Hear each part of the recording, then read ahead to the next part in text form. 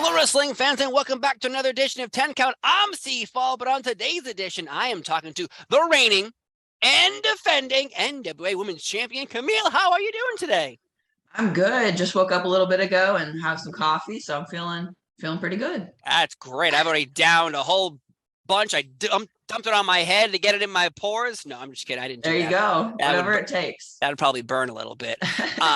But how are you feeling? Because right now you're closing in on almost 600 days as the NWA Women's Champion. This has got to be feeling good. Well, I actually sometimes I like doing these podcasts simply because you guys know the numbers way better than I do. The last time I heard it was over 500 days, so I guess now I'm getting close to 600 days. Yeah. But it's pretty incredible just because I've said on other podcasts before too, like when I first became champion, I had only had, I think, was it like 3 or 4 matches with the NWA. And before that, I was Nick Aldis's insurance policy for 2 years. So it was a very much like, oh Lord, am I ready for this type of situation? And then I just took the ball and ran with it. And I think, not to toot my own horn, but I think I've been doing a great job as champion. So I'm very, very, very proud of myself and just blessed that I can be holding a title that has such a lineage that it does. I know it's sometimes when I talk to people like you, it's like, so the reign has been going on for so long. People always are wondering, like, who could actually now beat you? Because it feels like you've beaten everybody, and I think that's like now it's every time you have a match now it's even more intense because like is this? I'm not saying you're gonna lose, but like, could this be the end? No, totally. It's I think that does make it fun, and I obviously you get the people that are like, oh, when is she gonna lose? Like this has been forever. Other people deserve it, and I'm like, well, first of all, what does deserve it mean? Like, true. If anything, I deserve it because I've been defending it for so long, and so I just think that it's funny because sometimes, and I'm also in a weird position now because when I first got it, I was sort of a heel. But then I won the championship and everyone was like happy for me, I guess. So it kind of turned me face. Yeah. But now I'm in a position where I've had it for so long that it's kind of turning me heel. So, you know what I mean? Yeah. So I'm in so people are like, well, what are you? I'm like, honestly, I'm whatever the crowd wants me to be that day, however they're feeling, because that's just in the position I'm in that position right now. And yes. So it makes things a little complicated, but it also makes things fun because I think it makes it a little more like free during the match and stuff. Like if I want to be dirty, hey, I can be dirty. If I feel like playing fair, I can play fair. And that's that dynamic has sort of been like fun and interesting to play into. It is a different world, I guess, right now, because it kind of reminds me of like Roman Reigns with like the bloodline situation where like he's obviously the bad guy, but when he yells out to the crowd, acknowledge me, everyone's like, yeah. I love you so much, Roman. Take your shirt off. Wait, who said that? That wasn't me yelling, but but it's so different. Yeah, with you, because you're right. You're like, they're like, oh, when's she gonna lose? Or like, I hope she never loses. Like, there's always two sides to the coin of a fan, and obviously they can be fickle as well. Yes. But how did you feel though getting that championship after being Nick Aldis is like like a muscle for so long? Because suddenly you're in the spotlight, and that's got to be. Either how did you get here? People are obviously going to question, like, why did she get this? She's only had a few matches, or did she deserve? You brought up, does she deserve this? Deserve, yeah. And what is deserve? What one question? The other part would be, how did you feel getting it so early?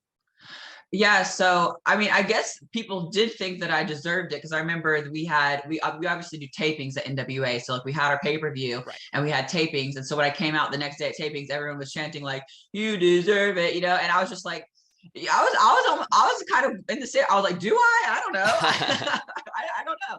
But I think it was the fact that I was like an NWA homegrown talent. I had been there for 2 years. So to them, the people that were like true NWA fans from the beginning, they've been there in my little journey. So for them, like, it was nice for them to see.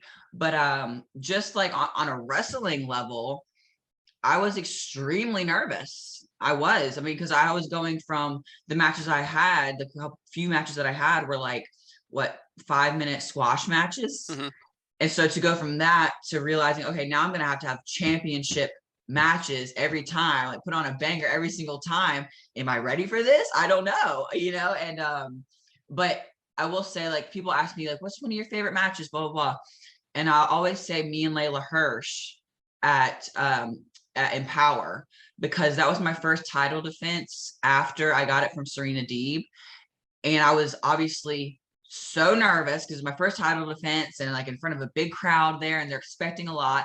And that was kind of my moment in wrestling where like I remember I think I like shot her off to a turnbuckle or something, and she took a bump, and I just took it in, and everyone was like kind of booing, and it just clicked for me in that moment. Like, you know what you're doing, you're meant to be here, and you can do this. Like I had like that kind of click moment. So ever since then, I've just been running with it, and obviously I still get nervous for every match. It's just my nature, but it's more, but there's definitely a much more high level of confidence there. Like, you know what you're doing, you can do this. And I think that something that really sets me apart too is like my psychology. Mm-hmm. I understand that a lot of people now, and I respect it. Like, they love a million moves and a million spots and things like that. And I respect that in a sense, but I also respect storytelling. Yes. And that's kind of like when I say I'm like more of an old school wrestler, that's what I mean. Like, I like to really make sure that I'm telling a story in the ring. And I think that's kind of why people do enjoy watching my matches, just because whether they like my wrestling or not, they get sucked in because what's going to happen. Like they really enjoy the story that's being told in the ring. Yeah, I think right now your run reminds me of like when Deonna Purrazzo showed up in Impact Wrestling, and people were like, "Oh, I know who she is," sort of. And then as she plowed through everybody, went to AAA, went everywhere else, and suddenly everyone recognized her, and now she knows who you are. I think the same thing has happened to you, where people knew who you were, but now you've plowed through everybody, and now everyone's like, "Oh, okay." They tip their hat to you, versus before being like, "Does she deserve this? Does she deserve this?" Right. But you brought up Empower, and this is a subject that either pisses people off or brings people together. And I love your opinion since you're the champion. Mm-hmm. I've interviewed Billy Corgan twice now about this.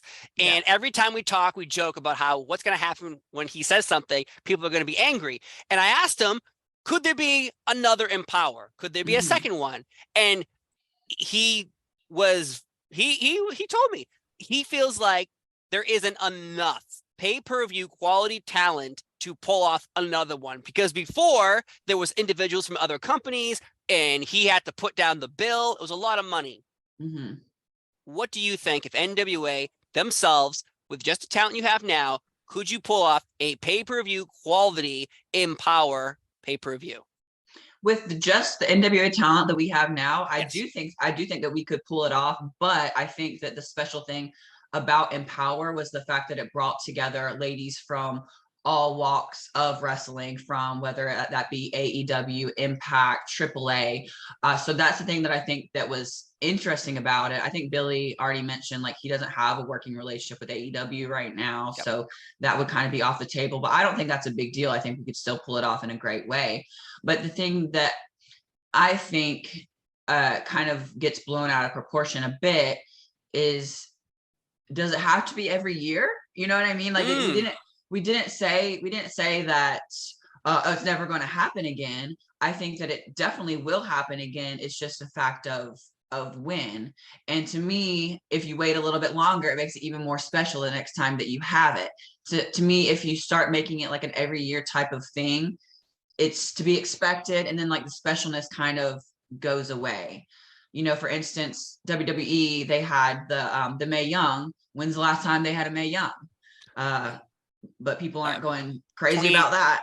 2018 maybe would be like the last one, maybe. But they had Evolution, their women's pay-per-view, and I think I've talked to Raquel Gonzalez, Dana Brooke, other people like that, and I asked the same question. They were kind of like, well, we did what we wanted to do. We wanted to be put into the slot of we matter. We don't need a whole pay-per-view because now we matter on the shows, versus before it was pillow fights. Absolutely. I totally agree with that. And that's what I tell people too. All the kind of uproar about Empower not happening. Well, guess what? The first night of it, NWA 74 is a 2-night event. Right. And the first night in the Chase Ballroom, a historic place for wrestling, Harley Race, all those people have wrestled. Me and Taya Valkyrie were main eventing.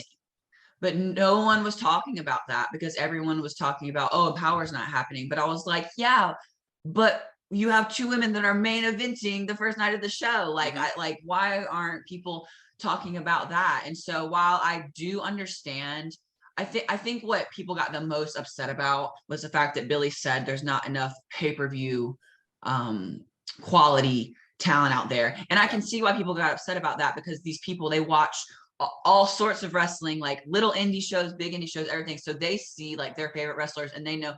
But truthfully, I just don't think that, let's be honest here, that the office or whoever's running, do they have eyes on all of that stuff? Probably not. Should they? That's not my job. That's above my pay grade, right? So I think that's where people sort of had the biggest issue with it.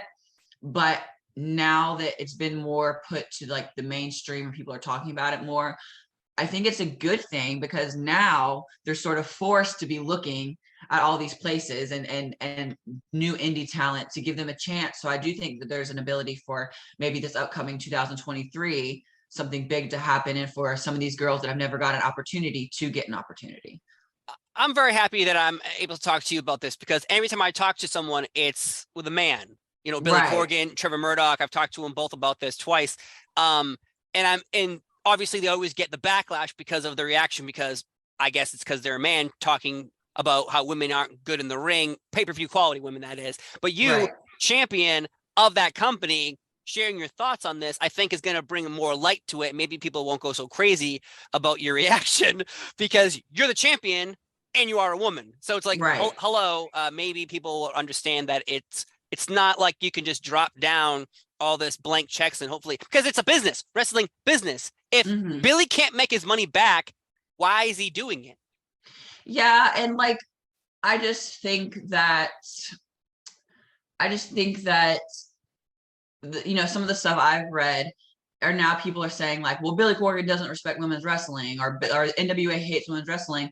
And I work there and I don't feel that way at all. Yes, I'm the champion, so maybe I'm like feeling up here, right? Yeah. But I'm pretty sure I can speak for a lot of the women in the rest in the locker room.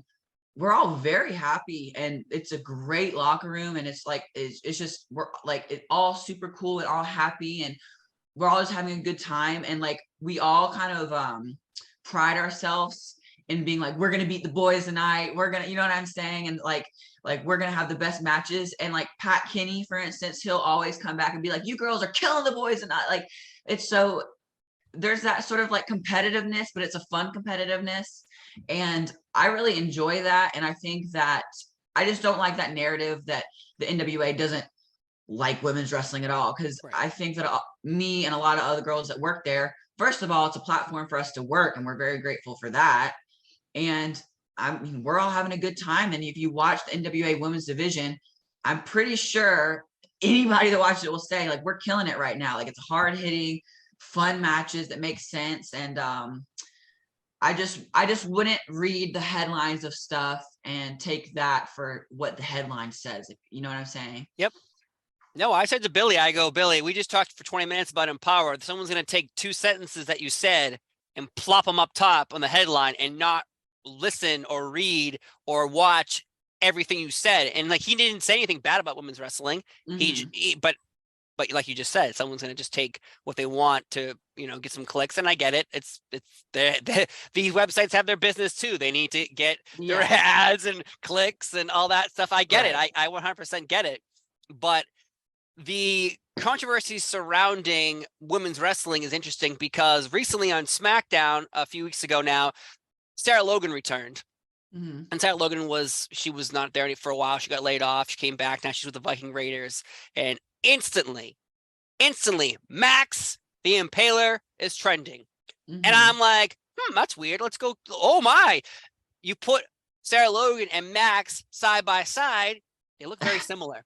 They look very similar now. The makeup. Yeah. I was even reading that someone discovered that Sarah Logan got her hair done from the same person that Max gets her hair done from. So it comes to the conclusion of, does Sarah Logan know what she's doing, borrowing or stealing, whatever you want to look at it, as Max the Impaler's gimmick? Is that, are you seeing the similarities here? Well, Max was in the locker room right after that happened. So obviously that was a bit of a topic of conversation. But I even said, I'm very, what's the word I'm looking for?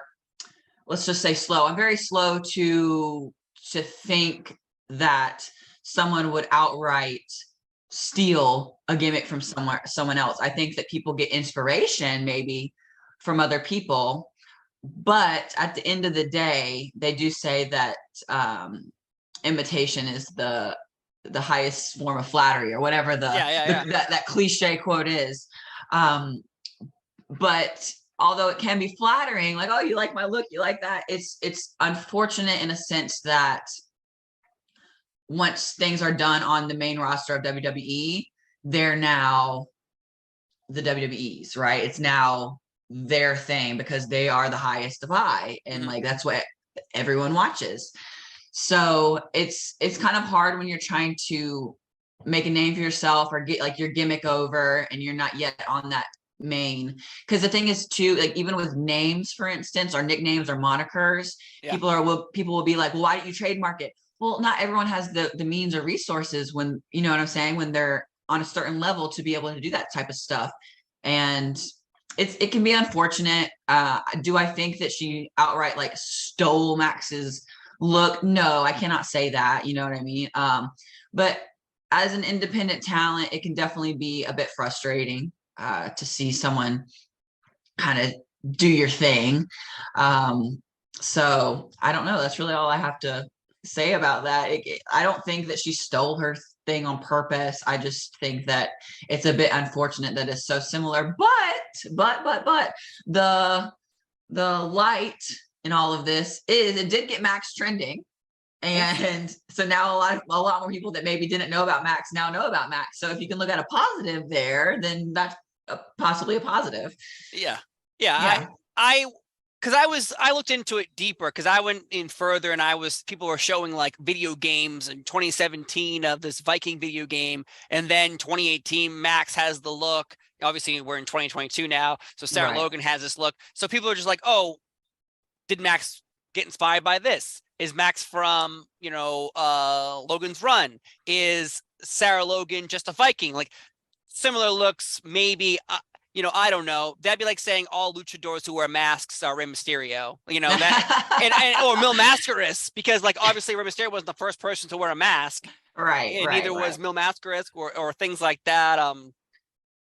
Undertaker with a very dark, mysterious gimmick.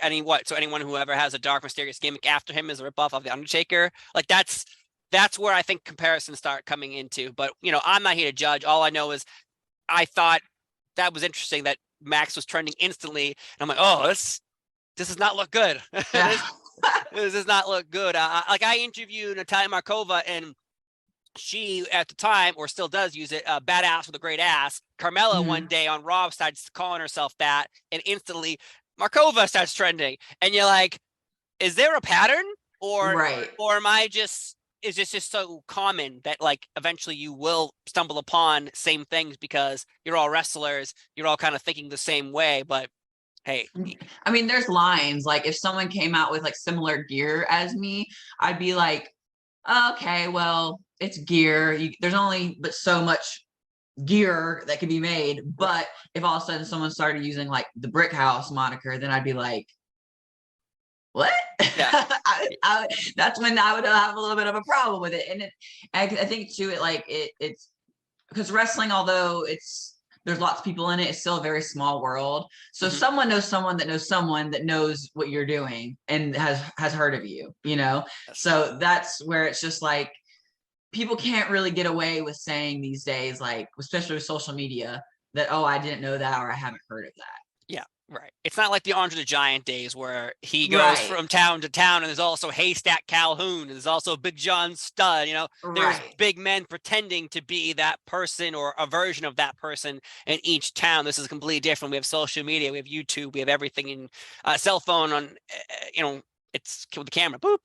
Exactly. Though, how do you think NWA can grow? Because I know January 31st is going to be a live event, a huge live event, and I'm excited for that. I interviewed Matt Cardona a few weeks ago, and I was like, this is a huge thing. And he was like, I want more live events. I want more live shows like this, because he's like, where you're doing blocks of tapings.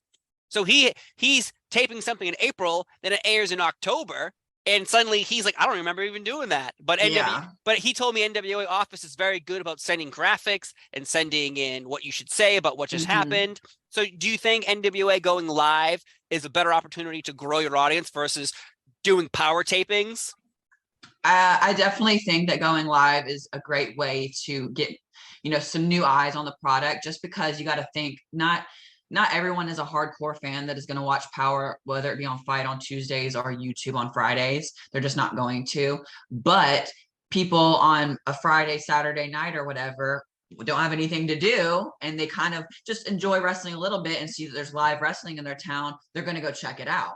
So I think that it's a great way to get some fans that maybe they don't even know what's happening with, our show. At least they'll come and check out a live show. And I'm sure you know this, even people that aren't wrestling fans, when they go to a live show, have a great time. Always. Right? Always. And so that can be a way for like, okay, they have a great time, and now they start actually watching the product that's on Fight or YouTube. So I think that live events, I'm really excited for this upcoming year. I think we're going to be doing more live events, and it's going to be a great way to get some new fans to check it out. And just, I think something else that can help us grow is just getting, that consistent like storyline, good storylines going on, because I think that's something that NWA really set us apart when we first started, especially for the world's heavyweight title. We had the 10 pounds of gold series and everything like that. And so everyone was following, even if they didn't know what was going to be on the card for the whole show, they knew what that main event was going to be. And so they wanted to come and check that out. So I think if we kind of get back to like really getting a good story going into like the main title storylines, that would be a good way for us to grow as well. Yeah, I agree. Speaking of NWA, though, Mr. NWA, I feel like Nick Aldis no longer with the company, according to what I read online. Now, storyline or not storyline, or real or not real, Nick Aldis is out of NWA. And for so long, he, in my opinion, he was the face of NWA. You worked with him for so long in NWA. How does it make you feel seeing him leave? You don't have to tell me if you know why he didn't leave. Right. But as a person who worked close with him, this must be a little different, because the locker room now know Nick Aldis. Yeah, this is gonna sound like I'm like the coldest person ever, but I don't really get like attached to people like that or things, even though I did work with Nick for 2 years and underneath him, and like he's my husband's best friend, so he's a family friend of ours, and like on just a friendship level, we love Nick, but on a business level, that's none of my business, and that's, you know what I'm saying? So like, to me, all I've gotten from it is that he doesn't really agree with the direction the NWA is going in right now, and that's okay. Like, that's his thoughts, and so he wants to try something new. And I wish him the best of luck in trying new stuff and kind of the free agency world, because it can be a scary place. So he's betting on himself and going to see what happens, and that's that. I find it to be a bit sad that him and Billy kind of, the way I feel like I'm talking about a relationship, like a boyfriend girlfriend, the way things ended. But sometimes in the heat of the moment, people feel a certain way and they just let it out, and that's what happens. And especially like we said with social media, it's right there. If you're feeling a certain way, you can just put it out right then, and things happen. But I think, like, as far as the locker room goes, I'm not in the men's locker room, but I feel like everything will be just fine. I feel you can't base your whole company around one person. Right. Yeah. So I think if someone left and like, then the whole locker room just fell apart, like, oh my gosh, like, that's not a thing that happens. Maybe to people on the outside watching, they feel that way because for them, Nick was the face. But just as far as like the locker room goes, that's not what happens. Like if someone leaves, it's just, you got to keep working. Like it's your job. So you just I don't know. It's another day at the office, you know, it's just someone's gone and now you just keep working. Yeah, it was just shocking to me. It reminded me of like when Cody Rhodes left AEW. It's like, what? Is that really, that's really happening? Like this something that he helped build, right? Yes. And I feel like, you know, NWA obviously wasn't built by Nick Aldis. It was built by many different people for many different generations. But seeing him leave, I was just like, what? But yet here we are still standing and, you know, keep on trucking, keep on pay-per-views, keep on live events. But without money being an issue, who would you like to take on in other organizations? I know because a lot of people always want to talk about, you know, Sasha Banks, no one knows where she's going, things like that. But like, who would you like to step in? Because the forbidden door seems to be open sometimes and sometimes it's closed shut. But who would you like to see walk through that forbidden door, come to NWA? You could have one match with them. Okay, so I have to pick one, right? You can pick as many as you want. Okay. Oh, I have a few, and like they're all big girl matches because that's just, I feel like people like seeing a bit of a hoss fight, even if it's with women, and someone that could like, you know, formidable challenger. So I think like money wise and like what would really put ass in seats would be like Rhea Ripley, Jade Cargill, Bianca Belair, you know, that I feel like any of those sorts of matches is just like athletes, like big badass women taking each other on. I think that would be great. And like me and Jade, there's a story there because we were both, you know, collegiate athletes that kind of got into wrestling, and we have that similar story. And then Rhea, she's just super over. So I mean, maybe I can get the rub there, you know what I mean? So I live in Boston though, and I yelled at Billy. I even wrote my piece of paper. Come on, Billy. NWA pay-per-views, Boston. What's up with that? Why can't we get one? Hey, I'm with you because my best friend, who was a bridesmaid, she works in Boston. She does medical stuff, and she has left comments on NWA's post before and said, "What's going on? We need stuff in Boston," because she really wants to come. So simply for my friend Jenna's for you. We need to go to Boston. So I agree with you. I'm there. You know, we need to make it up there. Yeah, and like there's plenty of arenas that can easily be filled with NWA. You know, the Lowell Auditorium in my brain just pops out. That's where Shawn Michaels lost his smile. Oh, I was there actually as a kid, which is hilarious. But that would be a great place for NWA to have, and I think that that's what we need in life. But I'm just so happy to sit here and talk with you today about everything NWA because again, we're closing it. We'll just keep adding numbers. We're closing it on 10,000 days as NWA Women's Champion. As I talk to you, I would believe you. I'd be like, okay, all right. You're closer to 550 than 600, but I think 600 sounds better in my book. So we're gonna go with it. Yeah, we're closing it on 600 days as champion. Let's continue that run. Again, you're plowing through everybody, and I just want to say thank you so much for being here on 10 Count because you are the current, reigning, and defending NWA champion. I've been Steve Fall. And we had a great time talking, and we'll see you next time. Bye-bye. Thank you.